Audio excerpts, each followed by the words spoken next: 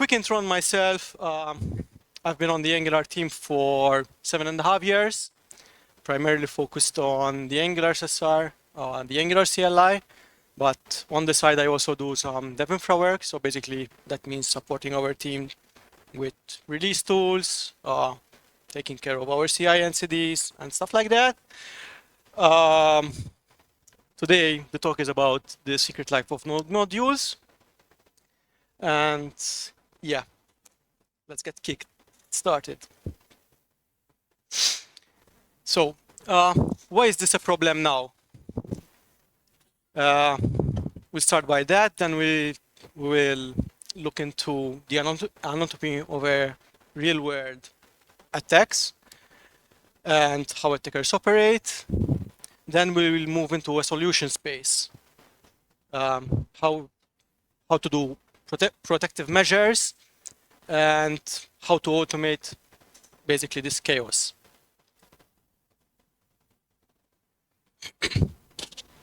So let's start with our reality check. Why is this topic so important and so urgent today? This is not just about bad coding anymore.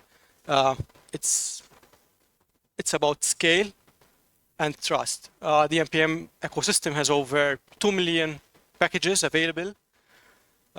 We install them by default, and we trust the person on the other end that they are who they say they are.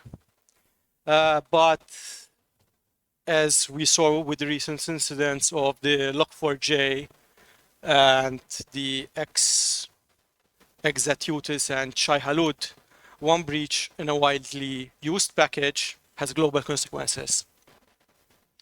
We are now seeing over 650% increase in supply chains attacks year over year.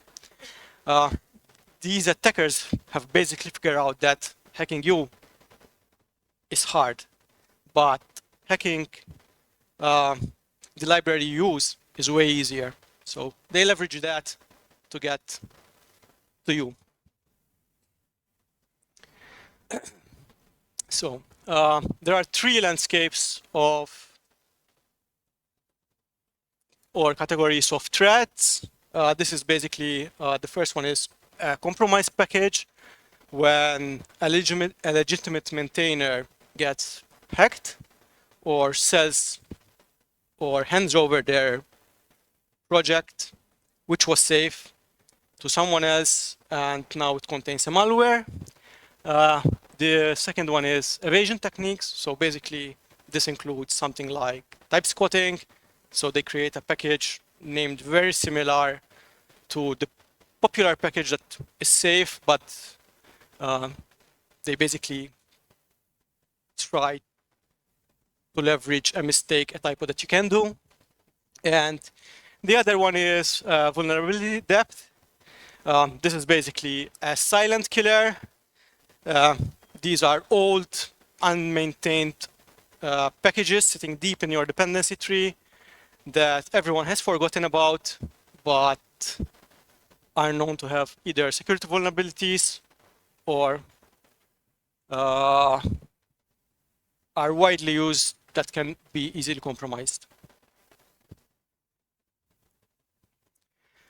So to fight these battles, basically we need to understand the enemy first. So there are two types of attacks primarily that can happen.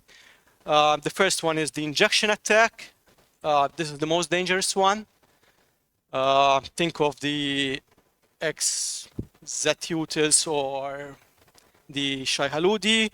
Basically this happens upstream, a highly sophisticated multi-year attack sometimes, where vulnerability was meticulously injected into a critical component or package.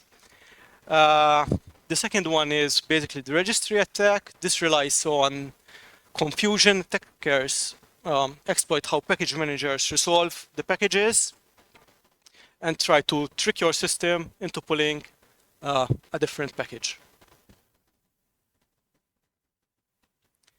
So to understand the supply chain security, let's walk through basically the Shai Haludi worm life cycle and how it operates and what it does. So first of all, did anyone get infected by this? Good.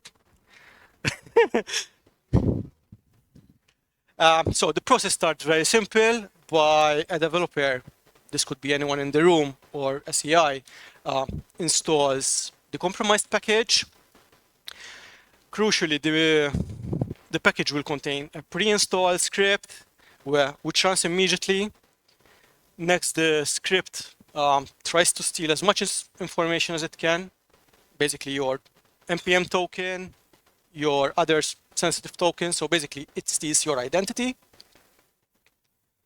Then here's the scary part. It's the exponential part where basically using your stolen identity, it publishes an infected version of your package, basically every single package that you maintain. And then finally, everyone who trusts you will download that package, get infected, and basically it grows exponentially as the entire process continues to grow. This all happens within minutes, not days. And that is why time matters. So how do we approach this problem? We cannot rely on a single gatekeeper. If one block fails, we need another behind it. We'll look into 3 different layers. First, we will look into the pre-install. We need basically policies that stop bad code from entering our building in the first place, and that is by not installing the package in the first place. We need log file enforcement, cryptographic integrity checks to verify that what we're installing is what we are expecting.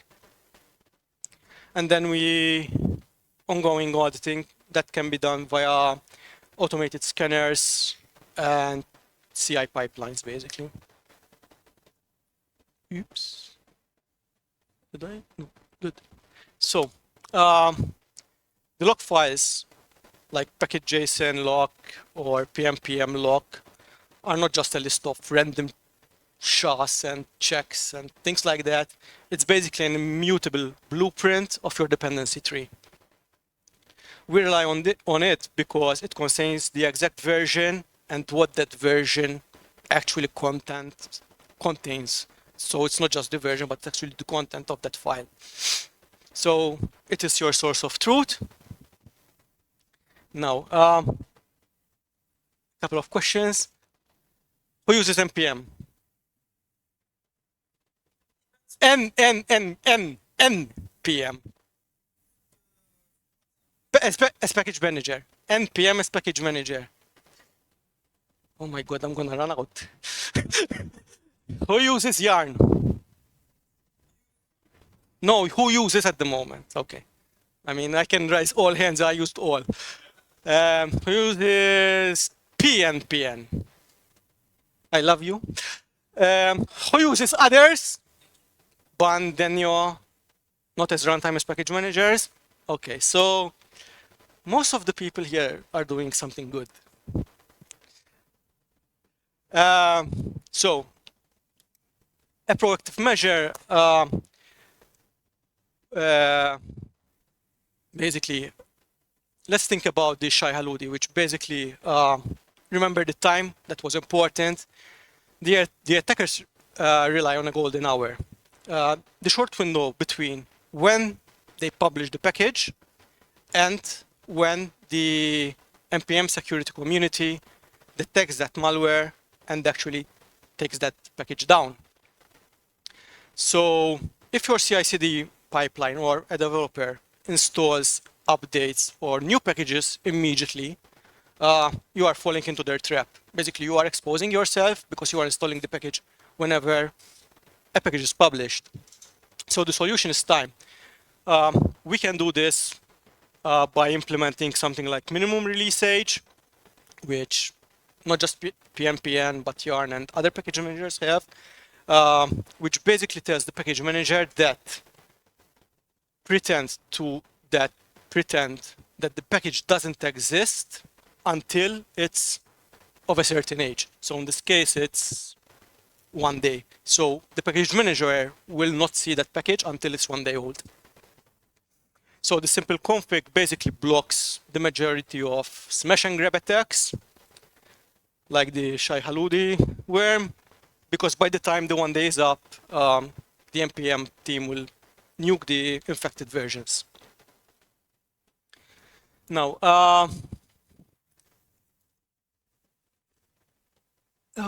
yeah, another thing is that if you are managing dependency updates and security updates, you are losing the battle because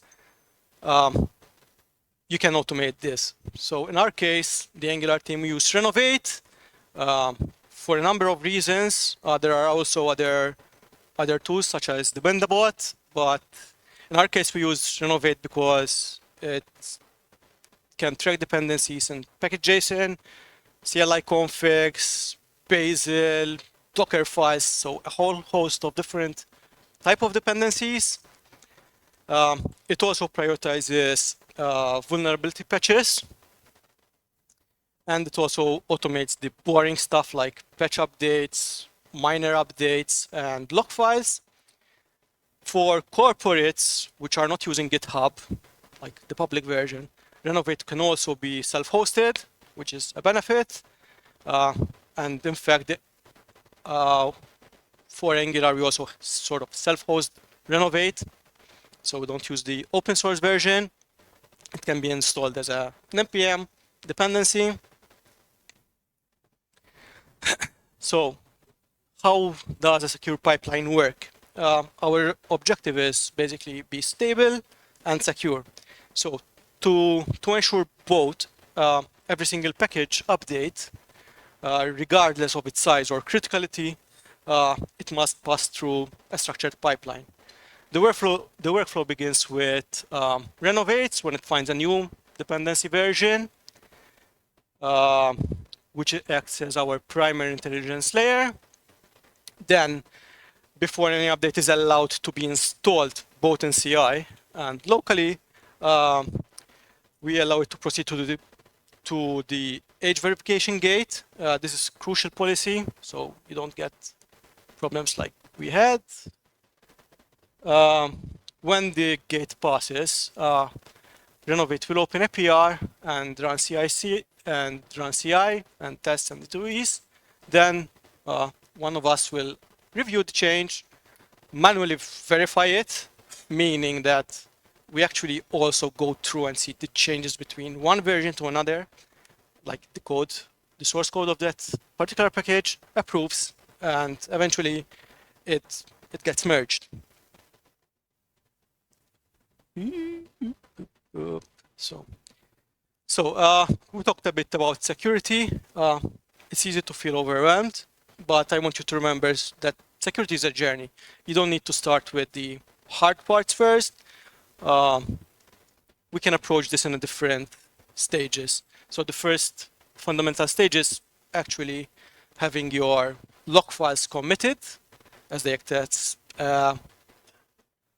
as your blueprint of your dependencies. The next stage would be like adding PNPM audit, running PNPM audit occasionally to check that you don't have any vulnerable dependencies.